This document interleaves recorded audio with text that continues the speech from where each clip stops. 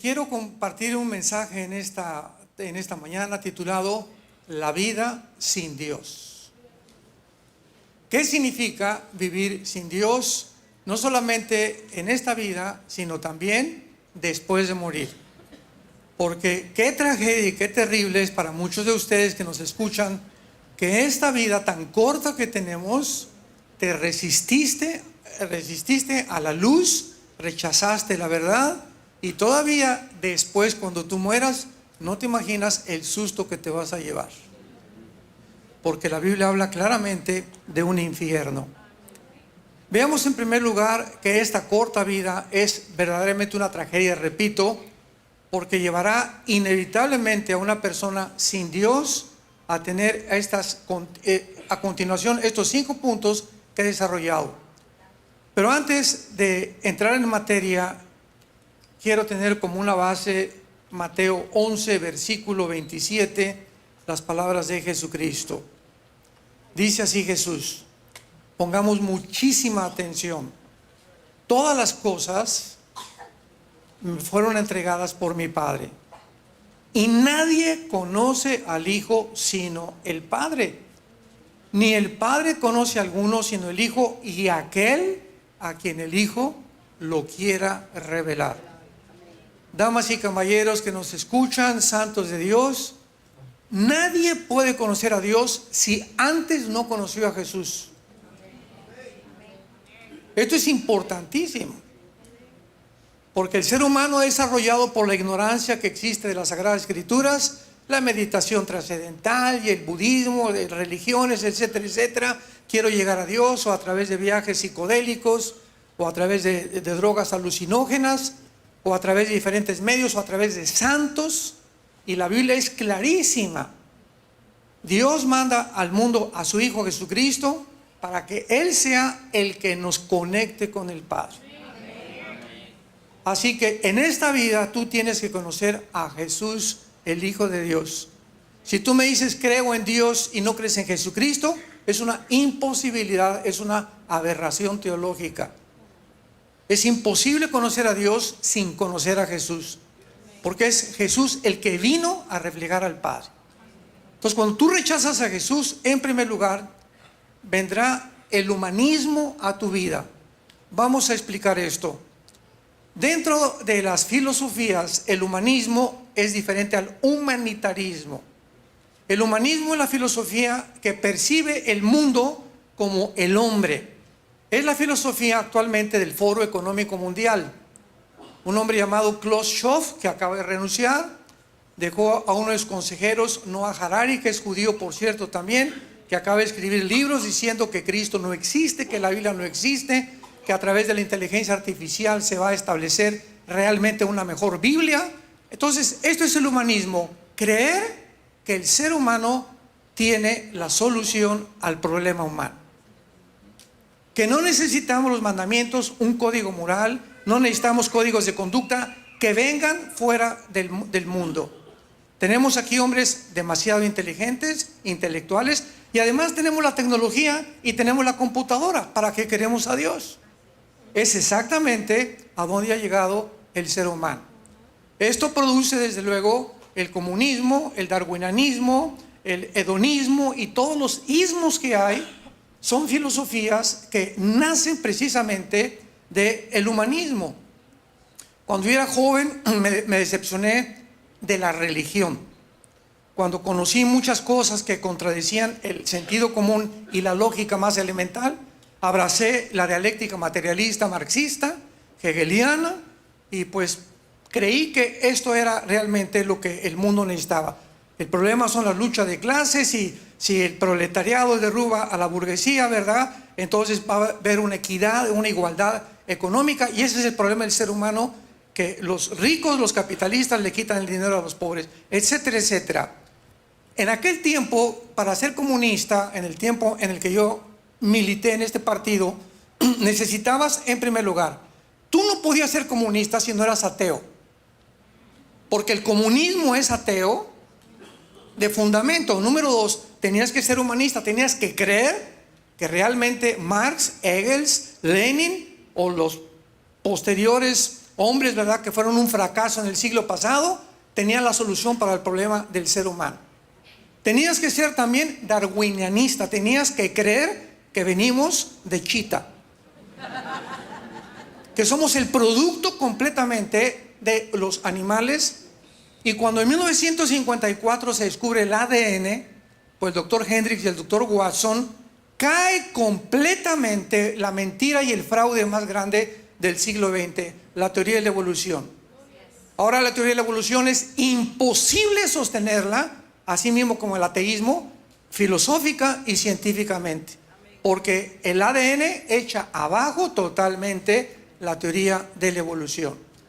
Pero ahora me da risa, ¿verdad? Platicaba el otro día aquí, ayer con el hermano José y la hermana Mulgara, que fueron tan amables de recogernos a mi esposa, a mí, una pareja linda. Nos van a comer un restaurante italiano que es el favorito de mi esposa, ¿verdad? Y estamos platicando acerca de todas estas cosas que están pasando en el mundo, de qué forma el ser humano está tan desviado por las filosofías humanas. Entonces tenemos así a Carlos Marx, a Sigmund Freud, Friedrich Nietzsche, Bertrand Russell, Jean-Paul Sartre, el padre del ateísmo en los 60s y del existencialismo, Carlos Sagan, el astrónomo que murió ateo, Richard Dawkins, y todos estos hombres en el siglo XX fueron ensoberbecidos por el conocimiento humano y llegaron a sacar a Dios de la ecuación y atreverse a creer que el ser humano es capaz de resolver los problemas que van más allá de nuestra capacidad para resolverlos. En segundo lugar, una vida sin Dios te lleva a una vida sin propósito ni significado alguno. Acabo de citar que es imposible sostener el ateísmo filosóficamente. ¿Por qué? Por la siguiente razón. ¿Tú tienes un ateo? Oiga, ¿usted no cree en nada? No, yo no creo en nada. Muy bien. ¿Tiene usted alguna regla moral? No necesito, es mi propia regla moral. Muy bien. El momento que usted me dice, yo estoy hablando con un ateo, imaginémonos, yo le contesto, el momento que usted me dice que usted tiene su regla moral, está diciendo que los 10 mandamientos y las leyes que a través del pueblo judío Dios comunicó y propagó en el mundo y a través de la historia, usted no las necesita. Entonces usted va a decidir qué es bueno y qué es malo, ¿correcto? Claro, me dice, yo sé lo que es bueno y qué es malo. Entonces, cuando su hijo esté fumando marihuana, usted no tiene ningún derecho a decirle deja la droga, porque él le va a contestar, su hijo le va a contestar a usted, y tú, papá, eres un hipócrita porque te viene adulterio. Entonces, si tú crees que es para mí malo, para mí también es malo que traiciones a mi madre. Entonces, si esa es tu regla moral, yo no quiero tu ateísmo.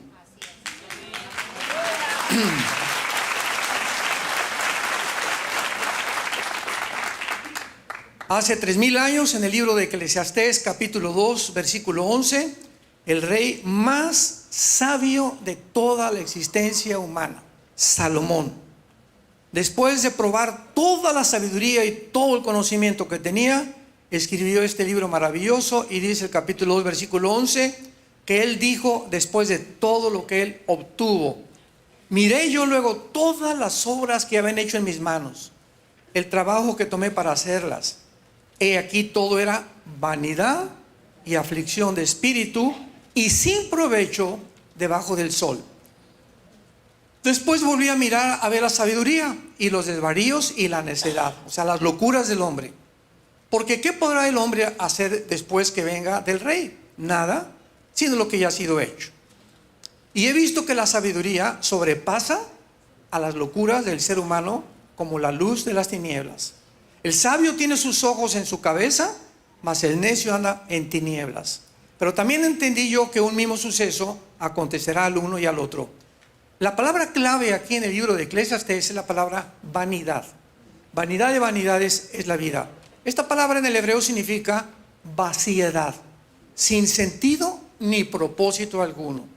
Tú puedes llegar a ser presidente, puedes llegar a ser empresario de Miami, alcanzar tus metas más altas, y algún día cuando tú llegues a alcanzar lo que tú creíste que era realmente el problema para resolver y tener paz ya y morir en paz y ya lograste lo que querías, en ese momento se te vuelve en maldición.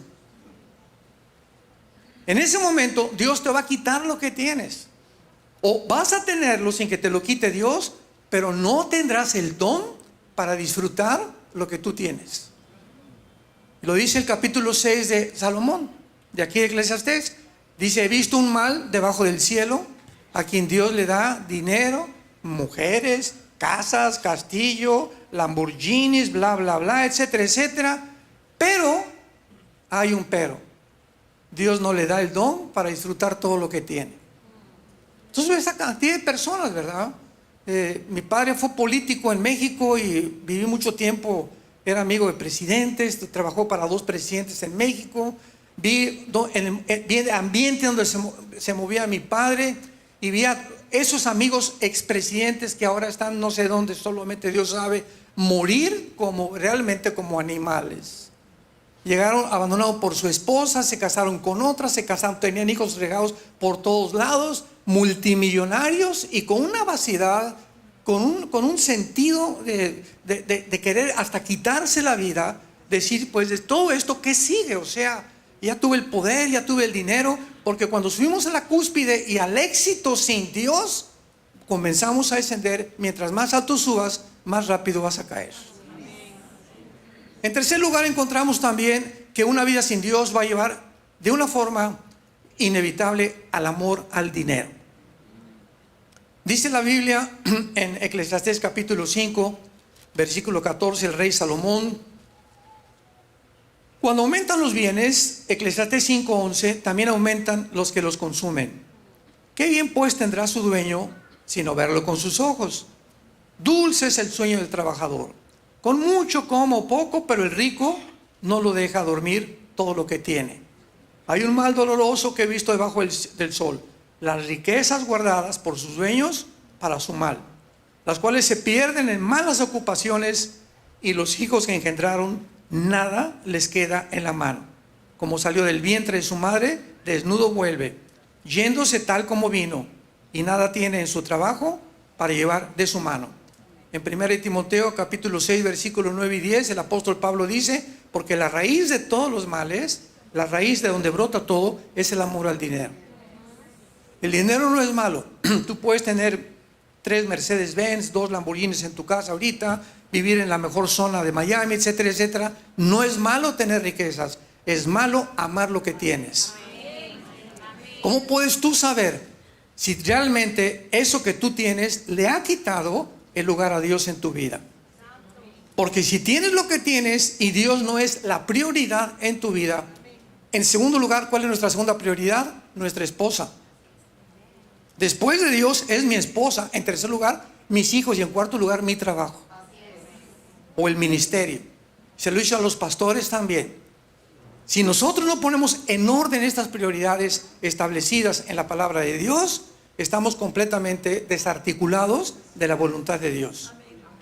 Entonces, cuando tú pones en orden tu vida y lo primero que haces en las mañanas es tener tiempo con Dios, pasar tiempo con Dios, memorizar la Biblia, meditar la Biblia de día y de noche, al acostarte, etcétera, etcétera, le has dicho a Dios: tú eres primero, Señor, y después me voy a bañar y después voy a hacer mi trabajo, etcétera, etcétera. Pero cuando pasan 2 días sin que tú hayas leído la Biblia ni hayas tenido comunión con Dios, en ese momento, sin que te des cuenta, has comenzado a resbalarte. Porque no nos damos cuenta, inconscientemente las canas salen, no me di cuenta. Y envejecemos y no nos damos cuenta de lo rápido que pasa todo en la vida. Nada sucede de la noche a la mañana, todo tiene un proceso. Nadie cae en el adulterio de la noche a la mañana. Se desarrolló, ¿verdad? Tienes ya 6 meses con pornografía, 3 meses viendo a tu secretaria, te encanta ir a la playa para ver a las muchachas en bikini. Tarde o temprano estás preparando tu corazón para caer en el adulterio. No digas: caí de repente. Entonces, así sucede todo en la vida. Cuando tú no pones en primer lugar a Dios, vas a acabar amando el dinero. Y te vas a volver una persona avara. Te vas a ver una persona egoísta, porque solamente soy yo, centrado en ti mismo, que es el principal deterioro del carácter humano. 2 Timoteo capítulo 3. Hombres amadores de sí mismos, que solamente se preocupan en ellos y no en nadie más. En cuarto lugar, caerás en la inmoralidad. Dice en Romanos capítulo 1 que este es precisamente el problema que estamos viendo actualmente en la sociedad. Dice Romanos 1, versículo 23: cambiaron la gloria de Dios incorruptible, en semejanza de imagen de hombre corruptible, de aves, cuadrúpedos y de reptiles. Por lo cual Dios, esto es importantísimo, Dios los entregó. Dios los empujó a la inmundicia en concupiscencias de sus corazones, de modo que deshonraron entre sí sus cuerpos. Lo resumo: hombre con hombre, mujer con mujer, y finalmente versículo 28, Dios los entrega a una mente reprobada. Cuando una persona dice, mira, yo soy homosexual, o soy lesbiana, o soy transgénero, y tú le hablas de la palabra y la persona te rechaza, o soy drogadicto y te rechazan y rechazan la luz, llega un momento en que esa persona, sin que se dé cuenta, ha programado su manera de pensar, porque nuestros hábitos hacen costumbres, la costumbre nuestro carácter, el carácter la filosofía, la psicología, y la psicología te dicta la conducta que tú tienes para vivir. Llega un momento en que llegas a la orilla de un abismo sin que te des cuenta, y cuando tú llegas a la orilla de ese abismo, y Dios sabe, solamente Dios sabe, que tú no quieres recibir ni tener nada con Él, Dios te empuja para que te hundas más rápido. ¿Querías dinero? Te voy a hacer millonario. ¿Querías sexo? Te voy a dar las mujeres que quieras. Aquí está Salomón de ejemplo. ¿Querías poder? Te lo voy a dar. ¿Querías gobernar? Te lo voy a dar. Para que cuando tú tengas eso que tú creías y a mí me sacaste de la ecuación, vas a convertirse en una maldición. El amor al dinero, la inmoralidad. Cuanto más libertad se da al pecado, más obligados se sienten para justificarlo, para defenderlo como una conducta legítima. Y lo acabamos de ver en los pasados Juegos Olímpicos de París, donde sacaron la última cena, ¿verdad?, con una mujer gorda de 250 kilos de peso, judía, transgénero, al lado de ella un niño pequeño como de 5 o 6 años con un hombre con los órganos genitales de fuera, un caballo blanco, todo lo que estaban haciendo, ellos no sabían el trasfondo bíblico y espiritual que tenía, porque son manejados por Satanás. Pero lo que más nos sorprende es lo siguiente: cuando comenzaron a llegar cartas de acusaciones y por el amor de Dios al Comité Olímpico, ¿cómo se atrevieron a hacer eso? ¿Qué tiene que ver la religión con el deporte? Venimos a ver deportistas, venimos a cosas que se exalte, ¿verdad?, la salud de la gente. ¿Y saben lo que contestaron?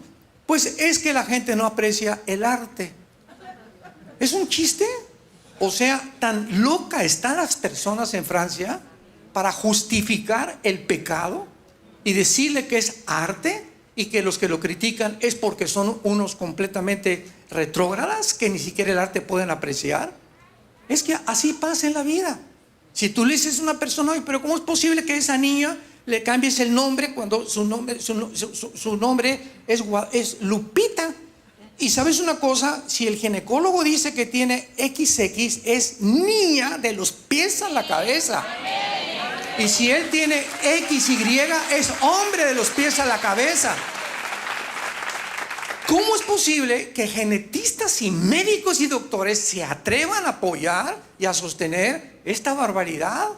¿Cómo es posible que el mundo haya llegado a tanta locura para justificar el transgénero o justificar la homosexualidad o el lesbianismo? ¿Cómo es posible? Este es el mundo que vivimos, un mundo completamente desarticulado, un mundo de psicópatas. Y finalmente te va a llevar a la desesperación y a la destrucción. Una vida sin Dios te va a llevar al humanismo, te va a llevar a una vida sin sentido ni propósito, te va a llevar al amor al dinero, te va a llevar a la desesperación y a la autodestrucción. Dice el libro de Jeremías capítulo 2, versículo 13, porque 2 males ha hecho mi pueblo, me dejaron a mí, fuente de agua viva, y cavaron para sí cisternas rotas que no retienen agua. Una vida sin Dios es que no tienes propósito, no tienes brújula, no tienes ninguna idea, nada. Te estás guiando por ti mismo sin que tú sepas que hay un poder espiritual que es satánico el que te está influyendo para que dejes a Dios. ¿Y qué vas a hacer? Pues vas a buscar el agua, algo que le dé propósito y sentido. La mujer samaritana, capítulo 4 de Juan, un esposo, 2 esposos, 3 esposos, 4 esposos, y cuando se le Jesús, la chulis tenía 5. Y con el que vivía no era su marido. En Amaciato acabó viviendo una mujer, como hay millones de mujeres que creen que el hombre que tienen que buscar las tiene que hacer feliz. Entonces, este no me hizo feliz, este tampoco me hizo feliz, amorcito, no vas a encontrar a nadie que te haga feliz. La felicidad viene de arriba.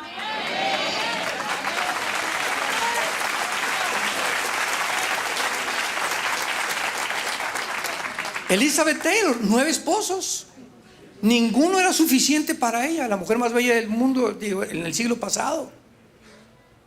9 esposos, o sea, y hombres iguales. Es que esta vieja no me sirve para nada. Y hay muchachas más jóvenes. Brinca el salto como chapulín por esa mujer y te vas a encontrar que el segundo divorcio va a ser peor y el tercero peor. Y el cuarto vas a descubrir que no hay mujer que te vaya a satisfacer, porque yo no me casé para que me hicieran feliz. El secreto del matrimonio es buscar hacer feliz a la otra persona.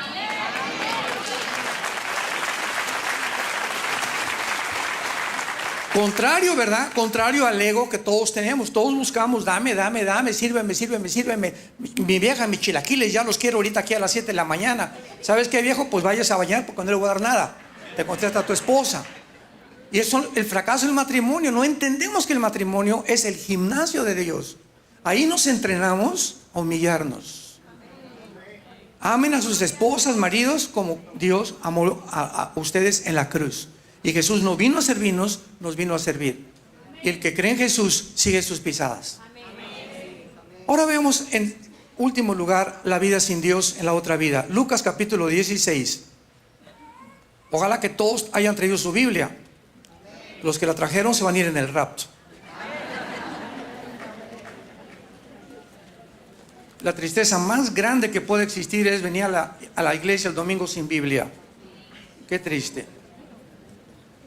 En Lucas 16, versículo 19 al 31, tenemos una historia de un hombre llamado Lázaro y de otra persona, ¿verdad?, llamada Abraham. Y muchas han confundido con una parábola, y una parábola no tiene nombres propios. Entonces, discúlpame, pero esto es una historia real, contada por Jesucristo. Rápidamente, ¿verdad? Murieron los dos en la vida real. El rico se burlaba del pobre, del mendigo. Él comía las arrobas que le aventaban de la mesa, etcétera, etcétera. Y la cuestión es que cuando murieron, bajaron, esto es antes de la cruz, es importante, antes de la cruz. Bajaron a un centro en la tierra que en el Antiguo Testamento se llama el Sheol. Esa palabra Sheol en el hebreo significa el lugar de los muertos o el lugar de la sepultura. Muy bien. Antes de la cruz, todos los muertos, desde Adán hasta Cristo, todos sin excepción, bajaron, bueno, a excepción de Enoc, que fue arrebatado, y Elías, que fue arrebatado al cielo. Son las dos únicas excepciones. De ahí todos bajaban, buenos y malos, al centro de la tierra, a un lugar llamado Sheol. Este lugar llamado Sheol, o a donde iban todos los muertos, era desconocido en el Nuevo Testamento, aún por los apóstoles. Y es Cristo, hasta que Cristo viene y cuenta esto, comienza él a revelar que el lugar donde bajaban todos los muertos estaba dividido en el centro de la tierra. De un lado estaban los que se llama en el Gena, en el griego, que se llama el infierno, y del otro lado estaba el seno de Abraham o el paraíso. Entonces, cuando el ladrón junto a la cruz, ¿se acuerdan?, murió, ¿qué le dijo Jesús? ¿Estarás conmigo en el cielo? No, porque no podía nadie subir al cielo antes de Cristo. Hoy estarás conmigo en el paraíso. Entonces, el ladrón junto a la cruz, cuando Jesús bajó al centro de la tierra, no bajó al lado del infierno, porque cuando él dijo tetelestai, consumado es, no había nada que se le agregue a la muerte de Cristo. No hay nada que se le pueda agregar. Él fue completo, fue consumado es, fue un sacrificio expiatorio, reconciliatorio, vicario en lugar de nosotros. Ya no hay nada, porque hay una teoría de que bajó al infierno, ¿verdad? Esto es una barbaridad. Él no tenía que sufrir, porque toda la ira de Dios la sufrió en la cruz. En la cruz Dios descarga la ira sobre el Hijo. Él recibe la ira, y por eso gritó: ¿por qué me has desamparado, Señor? Porque en ese momento Dios se separa del Hijo, porque Dios no puede estar con el pecado del Padre, y el Hijo en su humanidad llevaba tu pecado y mi pecado. No tenía que ir al infierno. Entonces, decir que fue al infierno, ¿verdad?, es minorizar o debilitar completamente la obra expiatoria de Cristo en la cruz. Entonces baja Cristo, y los que estaban en el lado del seno de Abraham los recoge y se los lleva con él al cielo. Y de la cruz hasta nuestros días, si tú te mueres hoy en la noche, o todos los que han muerto, desde Pentecostés hasta nuestros días, se van inmediatamente al cielo. Pero veamos a continuación lo más importante. En el versículo 23 dice la Biblia: y en el Hades, o en el Hades, que es la palabra Gena, que es en el infierno, alzó sus ojos estando en tormentos, y vio de lejos a Abraham y a Lázaro en su seno. Esto es importante. En la otra vida vamos a continuar viendo. Pregunta: cuando esta persona murió, ¿acaso los gusanos no le comieron sus ojos? ¿Acaso cuando te mueres no te comen el cerebro los gusanos? ¿O te quemaron? La forma como hayas muerto, acabaste en la panza de un tiburón o lo que sea, ¿verdad? Somos desechos. ¿Cómo es posible que en la otra vida sigamos teniendo vista? Estos sentidos espirituales son despertados cuando nacemos de nuevo. 1 Corintios 2:9: cosas que ojos no han visto, ni oídos han oído, son las que Dios tiene preparadas para los que le aman. Entonces, la vista física está adherida aquí al cerebro, pero cuando tú naces de nuevo y recibes al Espíritu Santo, abre los ojos a la Biblia y ves la parte espiritual que un ser humano sin el Espíritu Santo no puede ver. Las personas ateas chocan contra la Biblia. Esto es una contradicción, pura sangre y puras guerras, porque no entienden, viendo con los ojos físicos, el significado espiritual. Hasta que te recibes a Cristo, se te despiertan los ojos espirituales. Tenemos dos tipos de ojos ya vivos: los físicos y los espirituales. Y en la otra vida, lo único que nos va a quedar van a ser los ojos espirituales. Por eso vemos que las personas, aún en el infierno, tenían esta visión nada más, porque en la vida no quisieron ver a Jesús. Por eso ahora lo único que están viendo, ¿verdad?, es a otra persona que los está atormentando. Versículo 24. Entonces él, dando voces en el infierno, vas a seguir hablando. Se va a seguir y va a continuar transmitiéndose el sonido en el infierno, dando voces. Dijo: Padre Abraham. Ahora sí, ¿verdad? Papito Abraham, ahora sí. Demasiado tarde. Ten misericordia de mí. Envía a Lázaro para que moje la punta de su dedo en agua y refresque mi lengua. En el infierno vemos también que van a continuar comunicándose con Dios, y el principal objetivo de los demonios es atormentarnos, estando en tormento.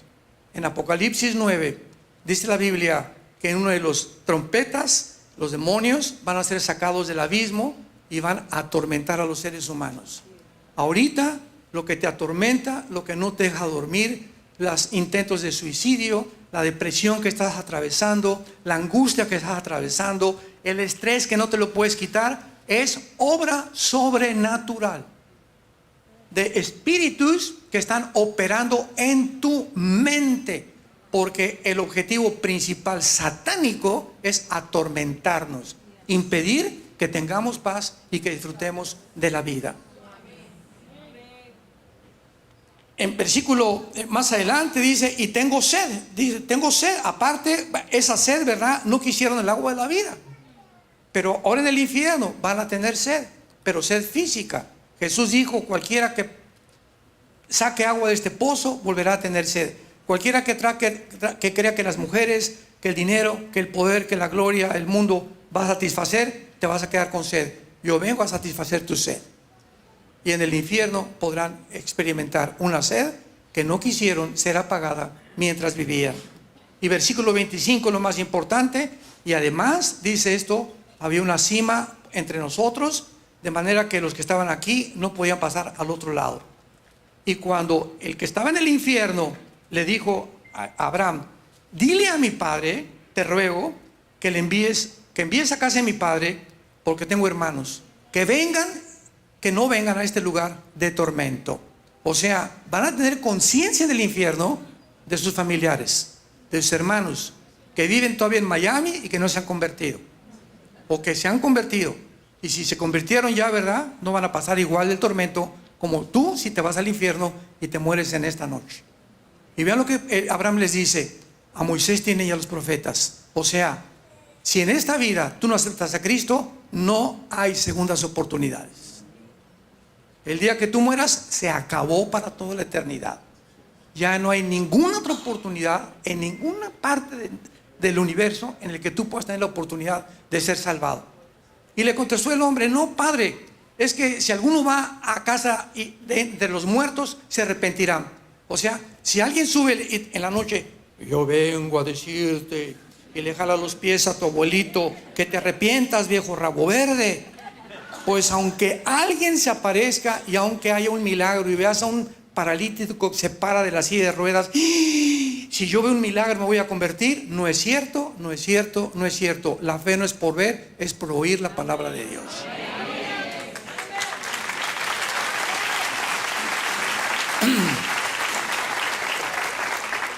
En otras palabras, un milagro te produce convicciones temporales y te emocionaste. ¿Cuánto te va a durar? ¿2, 3 días? Pero el milagro y la vista y lo que ves no cambia el corazón. Y lo que Jesús vino es hacer una transformación interna de nosotros, no temporal. Hacer una nueva criatura. El que esté en Cristo, nueva criatura es. Y finalmente, ¿verdad? El plan de salvación para Dios ha sido porque de tal manera amó Dios al mundo que ha dado su Hijo unigénito, para que cualquiera de ustedes no se pierda, mas tenga la vida eterna.